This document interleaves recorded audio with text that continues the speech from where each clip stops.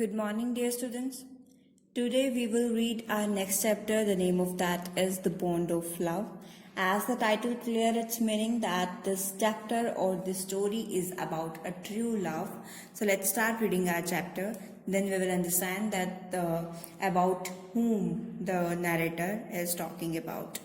I'll begin with Bruno, my wife's pet sloth bear. I got him for her by accident. Narrator बोल रहे हैं कि मैं Bruno से स्टार्ट कर रहा हूँ. मेरी वाइफ का pet sloth beer.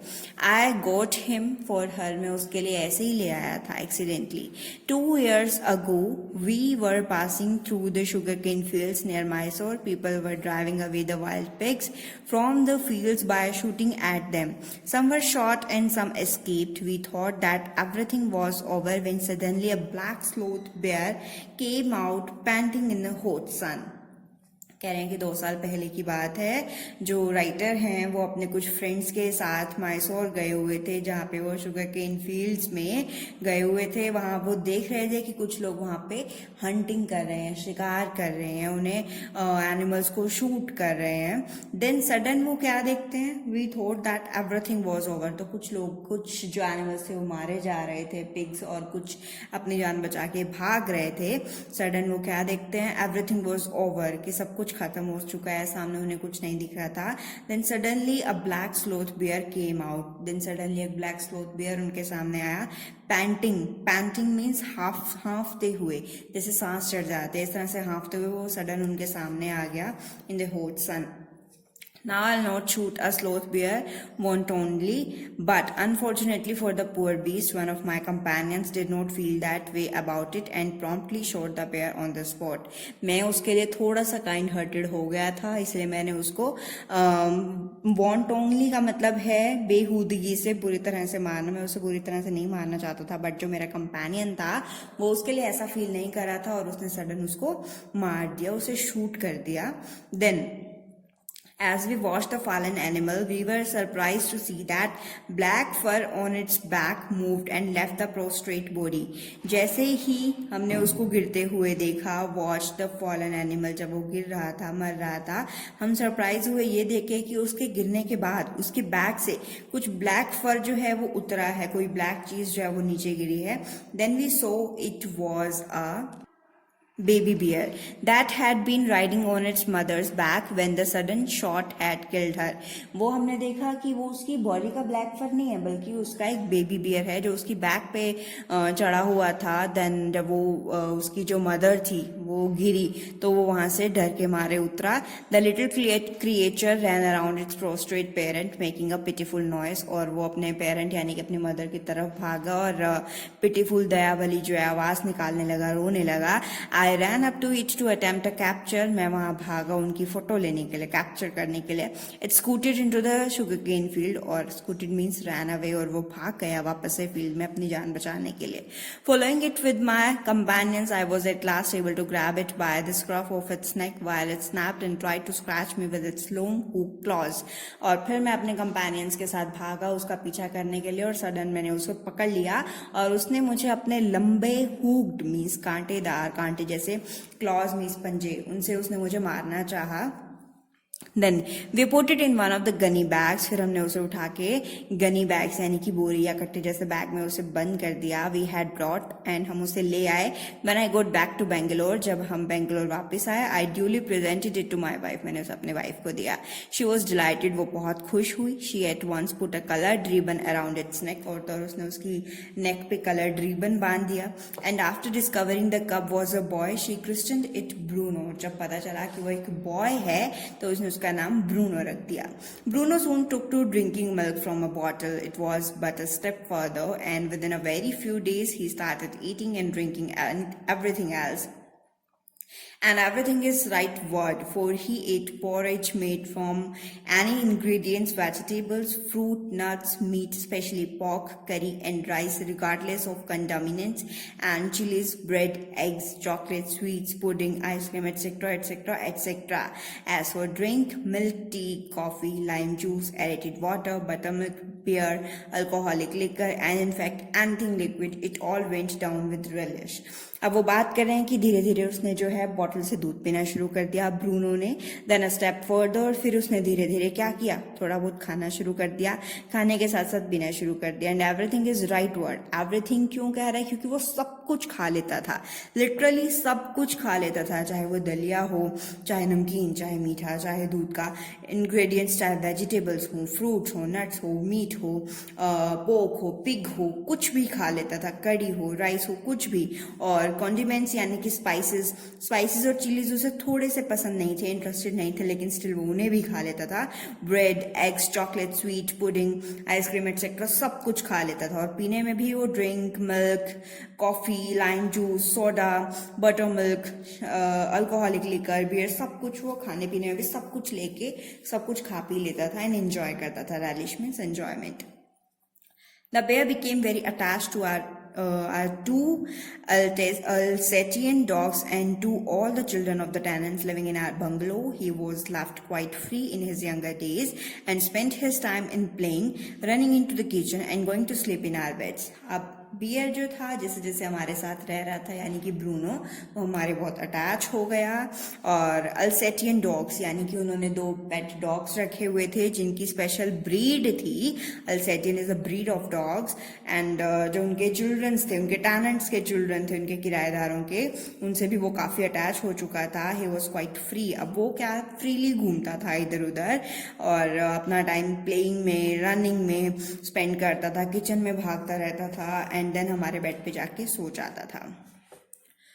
One day an accident befell him. I put down poison, barium carbonate, to kill the rats and mice that had got into my library. Bruno entered the library as he often did, and he ate some of the poison. Paralysis set into the extent that he could not stand on his feet, but he dragged himself on his stumps to my wife, who called me. I guessed what had happened off. I rushed in the car to the vet's residence.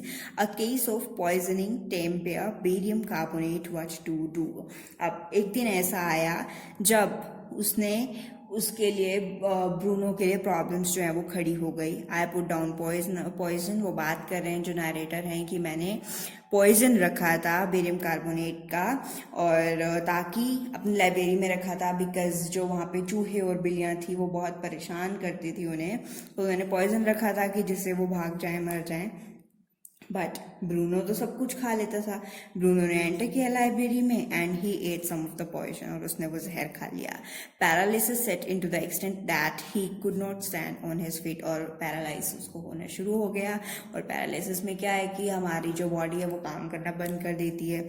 सो वो अपने पैर पे खड़ा भी नहीं हो पा रहा था. But he dragged himself on his stumps to my wife. Drag मतलब घसीटना.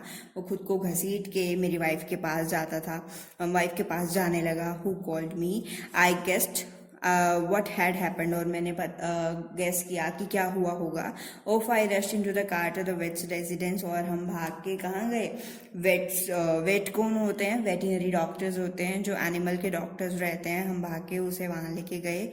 केस ऑफ पॉइजनिंग बताया कि जहर का केस है. टेम बियर मतलब pet bear. Barium carbonate, what to do. Barium carbonate उन्होंने लिया है, अब क्या करना चाहिए. Out came his medical books and a feverish reference to index began. What poison did you say, sir? अब अपनी सारी मेडिकल बुक्स वो चेक करने लगे और उन्होंने पूरा अपना दिमाग लगाया, अपने बुक्स का इंडेक्स चेक किया और उन्होंने बोला सर आप कौन से पॉइजन की बात कर रहे हैं. Barium carbonate. और yes, barium carbonate, barium salt, barium carbonate. Symptoms, इसके सिम्टम्स हैं पैरालिसिस रहता है, ट्रीटमेंट किया जाना चाहिए, injection of. Just a minute sir, I will bring my syringe and then the medicine. A dash back to the car, Bruno still floundering about on his stumps but clearly weakening rapidly, some vomiting, heavy breathing with the having flanks and gaping mouth. अच्छा, अभी वो भाग के उसने बोला कि आप sir इसको ध्यान से पकड़ो, मैं अपनी सिरिंज लेके आता हूँ, फिर उसको दवाइयाँ देता हूँ.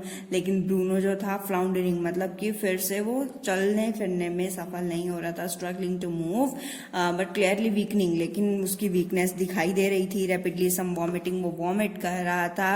और हैवी ब्रीदिंग, सांस लेने में उसको प्रॉब्लम हो रही थी. विद हैविंग फ्लैंक्स, इवन जैसे चक्कर आते हैं, सो उसे चक्कर आने जैसा फील हो रहा था. एंड गैपिंग माउथ, और उसके माउथ से वो तड़प रहा था.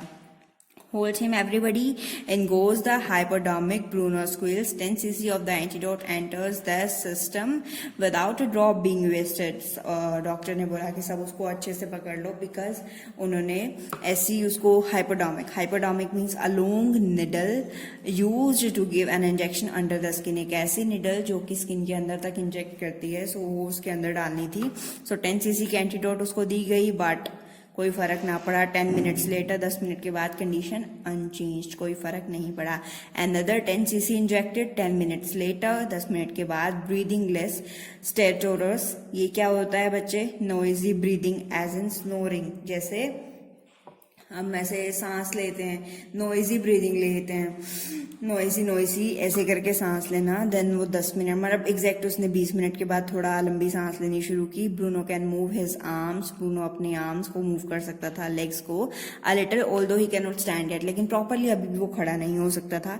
30 मिनट्स लेटर 30 मिनट बीत गए. Bruno gets up. अब ब्रूनो खड़ा हो चुका था and has a great feed और उसने खूब खाया.